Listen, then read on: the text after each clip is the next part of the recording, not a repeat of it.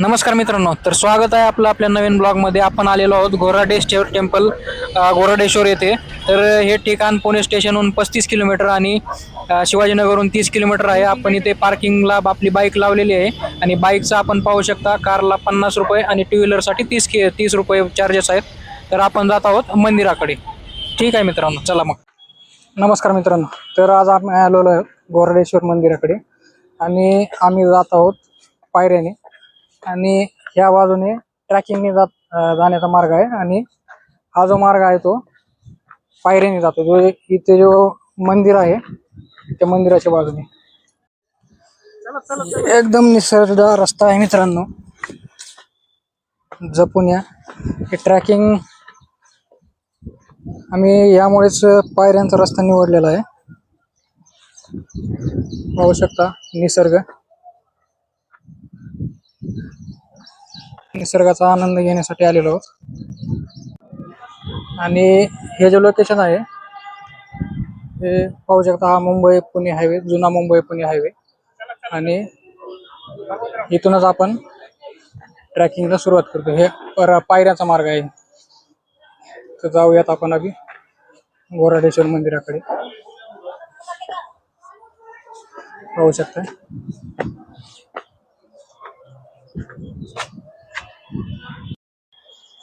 स्वागत आहे मित्रांनो आपल्या नवीन ब्लॉग मध्ये. तर आपण आलेलो आहोत देव जुना पुणे मुंबई हायवे देव रोडला आणि हे घोराडेश्वर मंदिर आहे. तर घोराडेश्वर मंदिराची पूर्ण माहिती सांगण्यासाठी स्वागत आहे. मी आपला भागवत पांचाळ. तर आपण कॅमेऱ्याच्या माध्यमातून पाहू शकता, हा जो आहे तो जुना पुणे मुंबई हायवे आहे आणि ह्या हायवेवर श्री क्षेत्र घोराडेश्वर टेम्पल आहे. आणि ह्या मंदिराचा पूर्ण माहिती घेण्यासाठी आपण आलेलो आहोत. तुम्ही आपल्या चॅनलवर नवीन असाल तर चॅनलला लाईक करा, शेअर करा आणि सबस्क्राईब करा. आपण आपल्या ब्लॉगच्या माध्यमातून आपल्याला घोराडेश्वर मंदिराची पूर्ण माहिती दाखवणार आहोत. तर जाऊया आपण मंदिराकडे. चला मित्रांनो, पायऱ्याच्या मार्गाने आपण मंदिराकडे जात आहोत. ठीक आहे मित्रांनो, तर आज आपण जातो आहे मंदिराकडे. हा पायऱ्यांचा मार्ग पाहू शकता आणि या मार्गाने आपण मंदिराकडे जातो आहोत. पाहू शकता व्ह्यू. श्रावण महिना आहे आणि श्रावण महिना असल्यामुळे भोलेनाथाच्या मंदिरामध्ये गर्दी पाहायला मिळत आहे. तर जात आपण आहोत मंदिराकडे. पूर्ण पायऱ्यांचा मार्ग आहे आणि या मार्गाने आपण घोराडेश्वर मंदिराकडे जात आहोत. पाहू शकता आपण मागे मागे.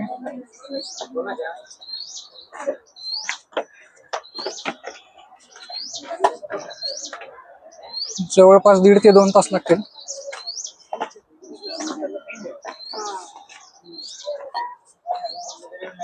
तर जात आहोत आपण पायऱ्यांच्या मार्गाने. हा जो नजारा आहे अतिशय नयनरम्य देखावा आहे मित्रांनो. तर जुना पुणे मुंबई हायवे कॅमेऱ्याच्या माध्यमातून बघू शकता. हा जो नजारा आहे पाहू शकता आपण.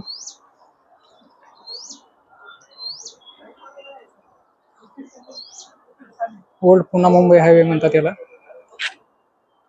तर जाऊया आपण घोराडेश्वर टेम्पलकडे. आणि रविवार असल्यामुळे गर्दी पाहू शकता. चला तर मग जाऊया मंदिराकडे.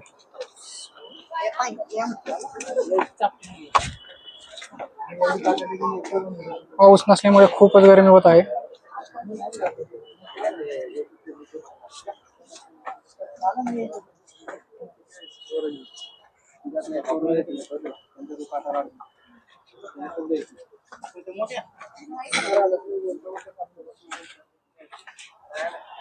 हा अतिशय सोपा मार्ग आहे. दुसरा पण मार्ग आहे ट्रेकिंग साठी पलीकडल्या साईडने. ठीक आहे, जाऊया आपण. निम्मे थोडी चढाई आपण वर आलो तर इतका घाम आला मित्रांनो. तर चला आपण, आता रस्ता बदललेला आहे, पायऱ्या संपलेल्या आहेत. पाहू शकता आपण ज्या मार्गाने आलेलो आहोत तो रस्ता आणि ही निसर्गाची किमया आहे. तर हा निसर्ग असा तयार झालेला आहे आणि वातावरण एकदम गरम झालेलं आहे. तर पाहू शकता आपण इथून जरा व्यवस्थितच आलं पाहिजे, कारण पायऱ्या संपलेल्या आहेत. धनेशीला बोलून आम्ही जेवायला येतो ना. आणि सुट्टीचा दिवस असल्यामुळे आणि श्रावण सोमवार असल्यामुळे एकदम गर्दी आहे मित्रांनो.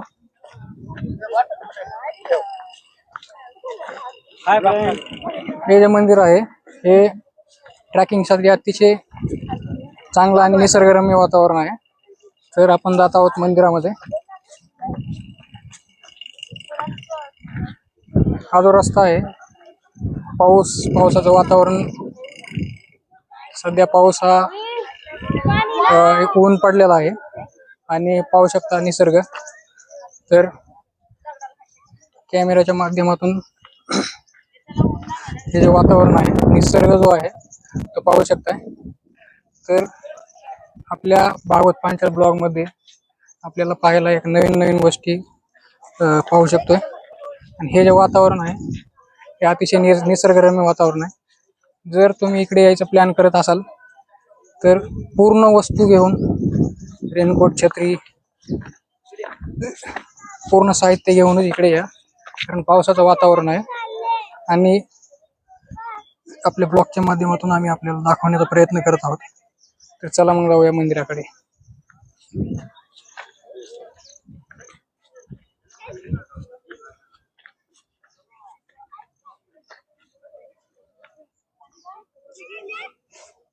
पाहू शकतो या वातावरणामध्ये अतिशय गरमी पसरलेली आहे आणि आपण आलेलो आहोत गोरडेश्वर टेम्पलची ट्रॅकिंग करण्यासाठी पायऱ्याच्या मार्गाने.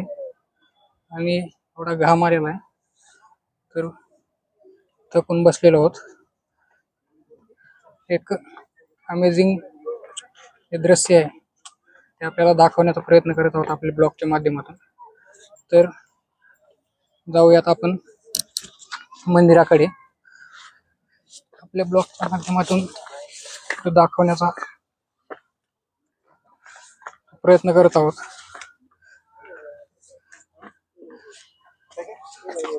वातावरणात एवढी गरमी झालेली आहे, ब्लॉगच्या माध्यमातून बघू शकता आपण.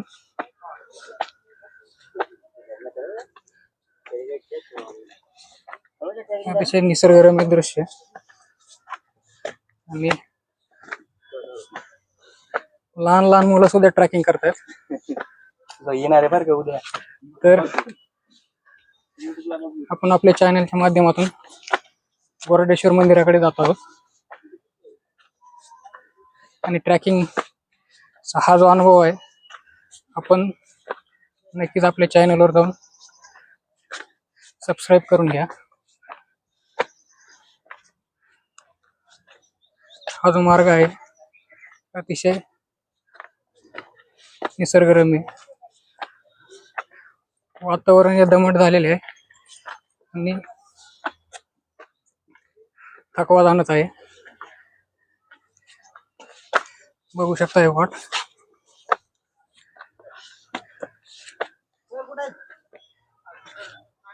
पाहू शकता हे वातावरण.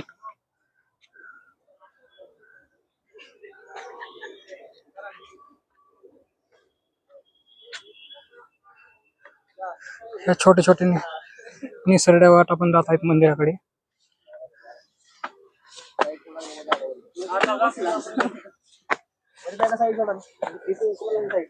आणि मित्र थकून बसलेले आहेत, तर आमचे मॅनेजर मागच आहेत. आपल्या ब्लॉगच्या माध्यमातून आपण जात आहोत. अतिशय निसरड्या वाट आहेत.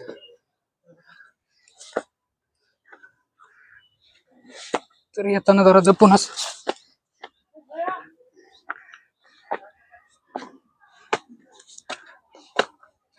तर आपल्या ब्लॉगच्या माध्यमातून दाखवण्याचा हाच प्रयत्न करत होतो.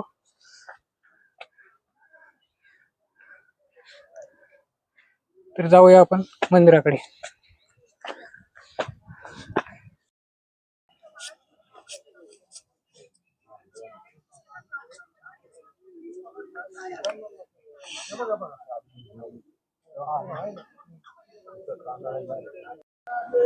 तर आपण भोलेनाथच्या दारामध्ये त्यांचा एक गंध लावून घेत आहोत, जो की आपल्या धर्माचा जो पताका आहे तो कोणत्याही मंदिरामध्ये गेल्यास गंध लावणे हा सर्वात महत्वाचा भाग असतो मित्रांनो.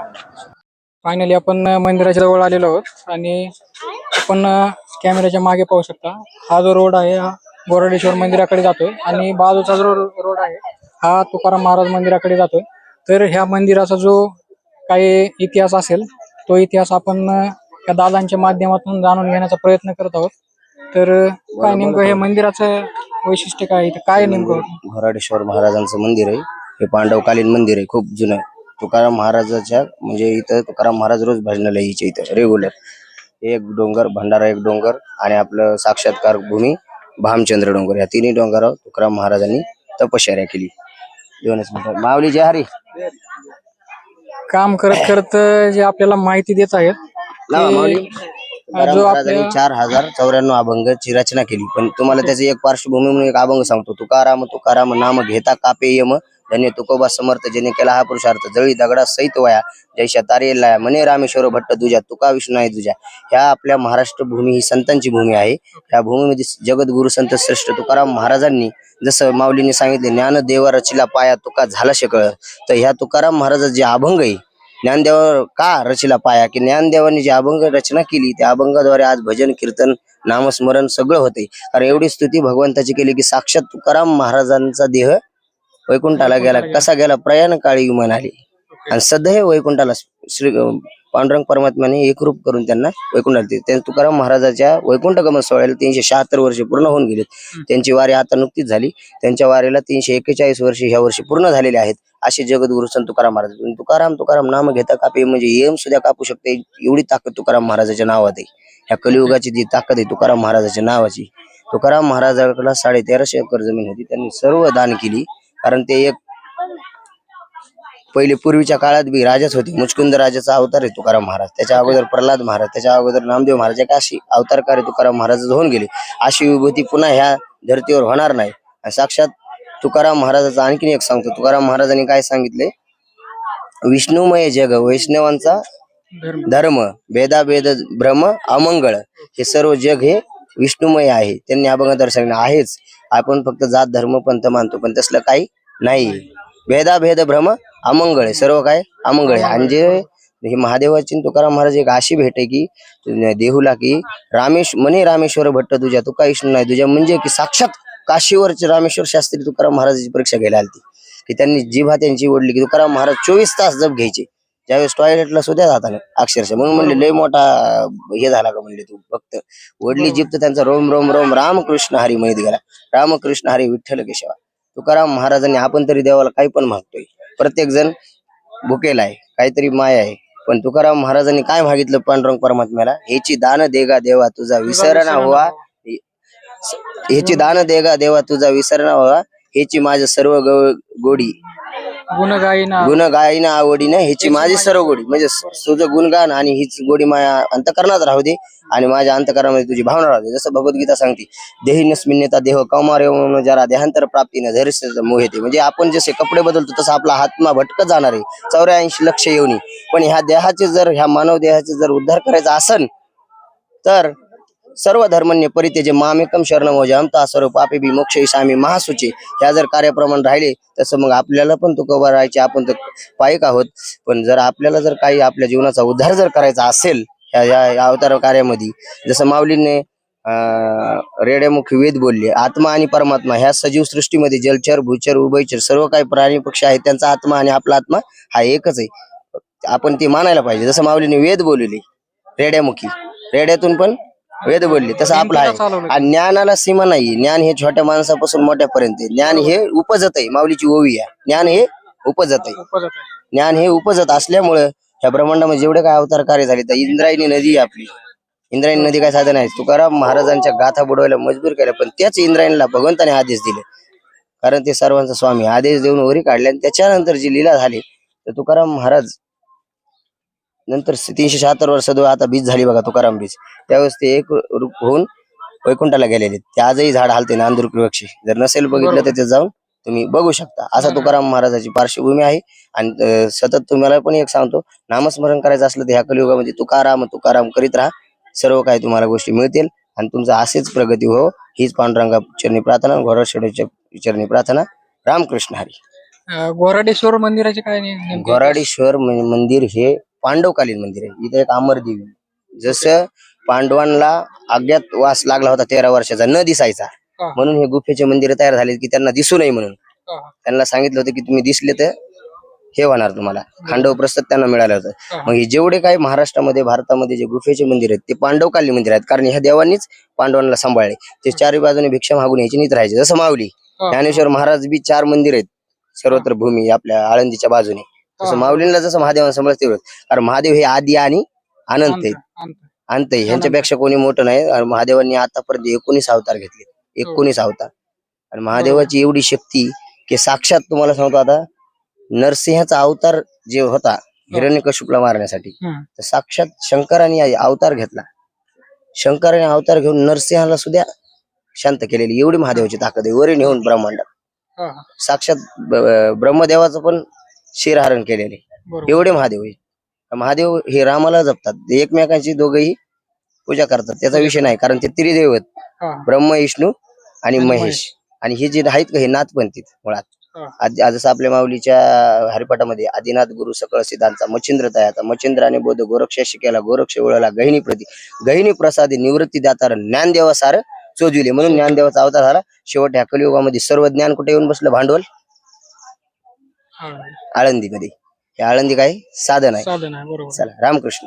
रामकृष्ण. अरे, आणि हा जो रस्ता जातोय हा तुकाराम महाराज मंदिराकडे तुकाराम महाराजाचं मंदिर आहे, छोटं मंदिर आहे त्यांचं ओके. तिकडं. आणि इथं वरती आहे एक त्रिशूळ आहे आपला, साधारण वर फिरण्यासाठी लोक जातात. ज्याला जायते वर गौशाळा. आणि हे साधं महादेवाचं मंदिर. माझ्याजवळ तोडकी मोडकी जी माहिती दिली त्यावर काय चुकी असेल तर क्षमस्व. आपल्या भागवत पांचाळ ब्लॉगच्या माध्यमातून ही छोटीशी माहिती आपण पाहू शकता. तर जाऊया आपण मंदिराकडे. धन्यवाद दादा. जय रे माऊली.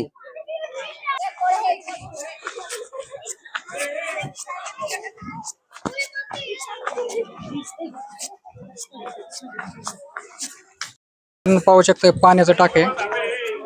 त्या काळात पिण्याच्या पाण्यासाठी टाके वापरत होते. आणि मंदिराच्या जवळच आहे. पाहू शकता.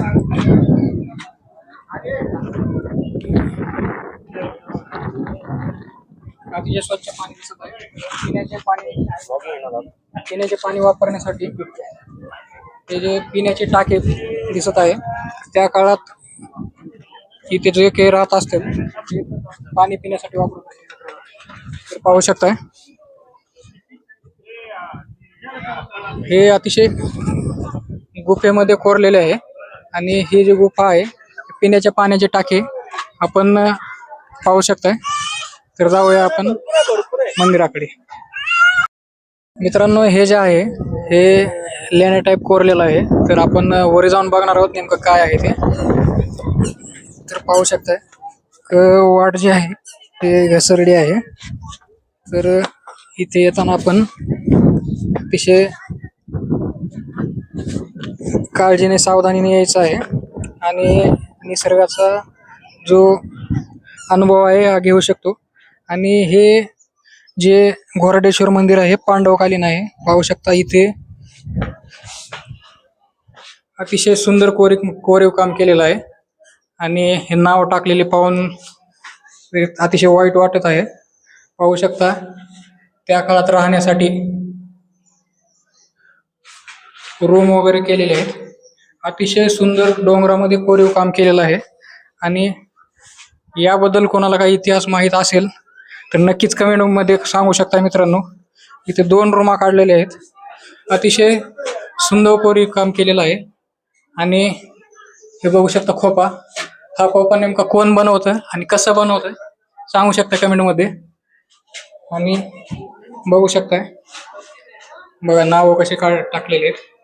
एक स्वच्छता करायचे काम आहे, पण मेंटॅलिटी लोकांची जरा वेगळीच आहे. आणि पाहू शकता आपण ब्लॉगच्या माध्यमातून आपण हे जे अतिशय सुंदर कोरीव काम आहे ते आपण पाहू शकता. एक अतिशय निसर्गाचा चमत्कारच म्हणू शकता. आणि त्या काळामध्ये मेहनत केलेली आहे. तर पाहू शकता आपण. आणि या कॅमेऱ्याच्या माध्यमातून निसर्गाचा चमत्कार आणि वातावरण एवढं अतिशय सुंदर झालेलं आहे. तर पाहू शकता. तर चला जाऊया आपण मंदिराकडे. वातावरण एवढं अमेझिंग झालेलं आहे. पावसाच्या छोट्या छोट्या सरी येत आहेत आणि आपल्या ब्लॉगच्या माध्यमातून आम्ही आलेलो आहोत गोराडेश्वर मंदिरावर. आणि पाहू शकता आपण हे लेणे टाईप डोंगराला कोरलेलं आहे. तर काय असेल मित्रांनो, आपल्याला जर माहिती असेल तर नक्कीच कमेंटमध्ये सांगू शकता. आणि आपल्या ब्लॉगच्या माध्यमातून आम्ही जात आहोत मंदिराच्या दर्शनाला, भगवान भोलेनाथाच्या दर्शनाला. आणि पाहू शकता वातावरण. तर नक्कीच आपण या मंदिराला भेट द्या. इथे छोट्या छोट्या लेण्या दिसत आहेत. तर आपण आलेलो आहोत या मंदिरामध्ये. हे जे मंदिर आहे हे गुफेमध्ये असलेलं मंदिर आहे. तर पाहू शकता आपण.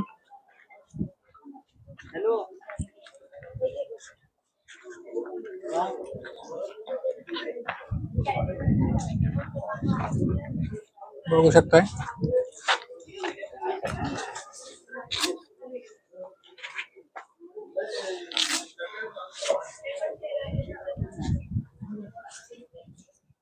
आता दर्शनाला.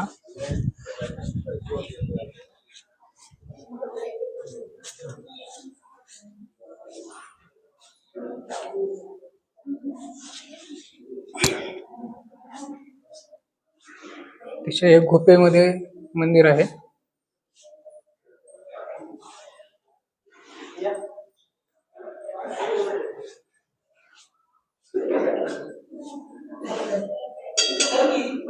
मी आपल्या ब्लॉगच्या माध्यमातून दाखवण्याचा प्रयत्न करत आहोत.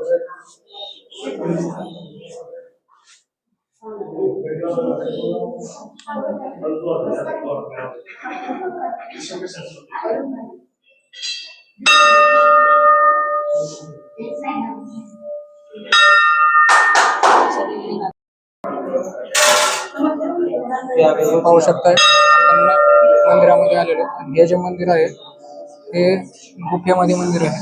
आपल्या ब्लॉगच्या माध्यमातून पाहू शकतोय. टेम्पल आहे.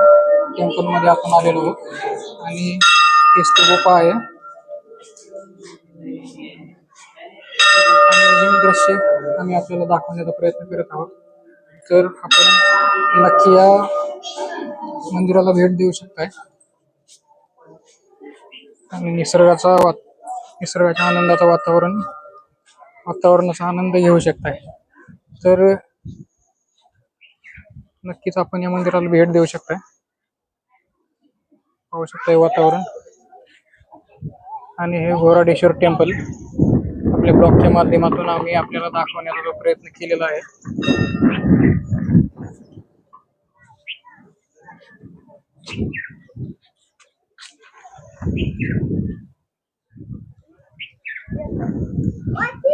चला तर मग आता आपण भेटूयात आपल्या नवीन ब्लॉग मध्ये. या ब्लॉगला आपण चॅनलवर नक्कीच नवीन असाल तर सबस्क्राईब करा, लाईक करा आणि शेअर करा.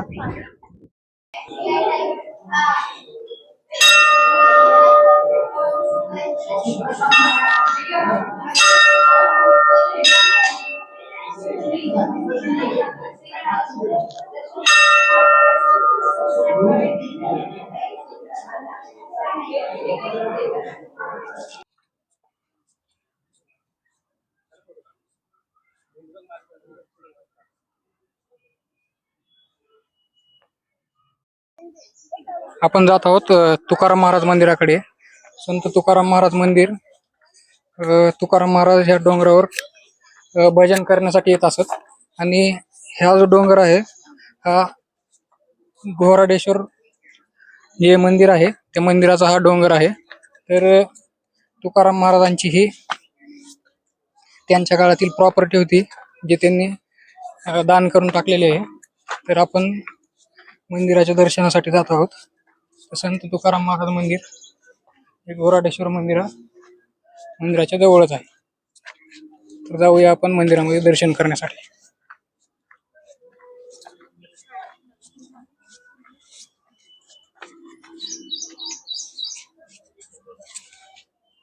चला, पाहू शकता सुंदर नजारा. हा जो हायवे आहे हा जुना पुणे मुंबई हायवे आहे आणि ह्या हायवेच्या अगदी जवळच हा घोराडेश्वर मंदिराचा डोंगर आहे आणि संत भोलेनाथ भगवानाचं हे अधिष्ठान आहे. आणि आपल्या ब्लॉगच्या माध्यमातून आम्ही दाखवण्याचा प्रयत्न करतोय. आणि हे पूर्ण मंदिरे गुफेच्या माध्यमातून आहेत आणि ह्या गुफेमध्ये तुकाराम महाराज भजन करण्यासाठी, चिंतन मनन करण्यासाठी येत असत. तर पाहू शकता भागवत पांचाळ ब्लॉगच्या माध्यमातून.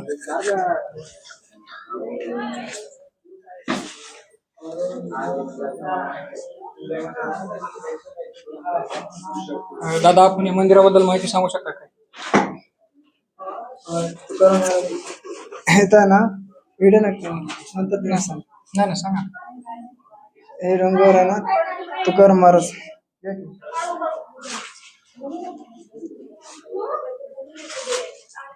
या मंदिराबद्दल जे काही माहिती असेल ते आपल्या ब्लॉगच्या माध्यमातून दादा सांगत आहेत. इथे तुकाराम महाराज येत होते. असं असं 3 डोंगर आहे, भामचंद्र, भंडारा आणि घोरडेश्वर. त्या काळात तुकाराम महाराज डोंगर येत होते, अभंग रचना करत होते. आणि भामचंद्रावर देवाने 15 दिवसामध्ये साक्षात्कार झाला, म्हणजे देव भेटले. आणि जिजामाताला तुकाराम महाराजला जेवण वगैरे जाताना ते भंडारावर ते काटा घुसरत आहे साहेबाला. पांडुरंग काटा काढण्यासाठी आले होते भंडारा. इथं तुकाराम महाराज येताचे एकांत थोडे 2 डोंगर पक्षी ते डोंगर थोडे लांब आहे. मग इकडे यायचं शिवाजी महाराज यायचं. आणि पुरातन खूप जुने आहे, असं पांडवकालीन सांगतात कोणी. म्हणजे या डोंगरावर महाराजांचे पण पाय लागलेले आहेत, छत्रपती शिवाजी महाराज हा आणि तुकाराम महाराजचे पण लागले. आणि त्रिशर्कर योग म्हणजे पांडवाचे पण पाय लागलेले. हा. आणि ह्याला गुफाला म्हणजे पूर्वी असं नाव होतं, सीतामाईची गुफा म्हणतात. ओके. इथं सीतामाईची नाणी होती. कुठे? इथं ते झाकून टाकले. ओके. इथं होतं बाहेर. इथं लहानपासून एक सुदम बाबा म्हणून आहे, हा. ते 80-90 वर्षाचे आहे. ते लहानपासून त्यांनी जुने इथं सांगते ते बाबा. हा, हा. आणि ते साधक राहतात, गाता ज्ञानेश्वरी पाठांतर करतात. ओके. प्रत्येक वर्षी परीक्षा देतात आळंदीमध्ये. ओके. असं नंतर तुम्ही सांगा काय. धन्यवाद रामकृष्ण हरी माऊली. तर यांनी जे ह्या मंदिराबद्दल थोडासा एक सांगण्याचा प्रयत्न जो केलेला आहे, संत तुकाराम महाराज पांडवकालीन जे हे गुफा आहे, इथे सीता देवीची पण नाणी होती म्हणून सांगितलं आहे त्यांनी. आणि इथे छत्रपती शिवाजी महाराजांचे पण पाय लागलेले आहेत, ते पण इथे येत असत. तर पाहू शकता आपण आपल्या ब्लॉगच्या माध्यमातून तुकाराम महाराजांचे दर्शन घेऊ शकतोय.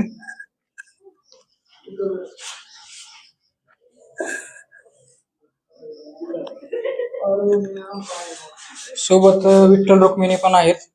आणि हे जे मंदिर आहे पूर्ण गुफेमध्ये आहे. तर आपण आपल्या चॅनलवर नवीन असाल तर नक्कीच लाईक, शेअर आणि सबस्क्राईब करा. रामकृष्ण हरी माऊली.